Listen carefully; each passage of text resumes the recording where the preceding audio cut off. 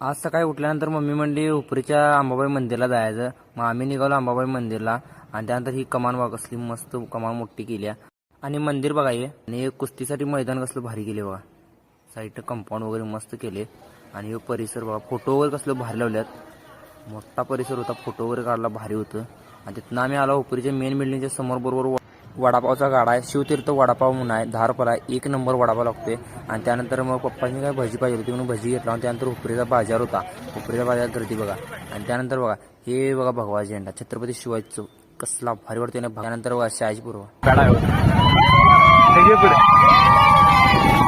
आणि आम्ही पवाय चाललोय आणि राहणार गाड्याचा राहणारच लावा लागाल्या त्याच्यामुळं. आणि मग आम्हाला इकडे विहीर आहे इकडे. आम्ही ज्या पहिल्या विहिरीमध्ये पवायला जातो त्या विहिरीमधलं पाणी काय कमी झाले.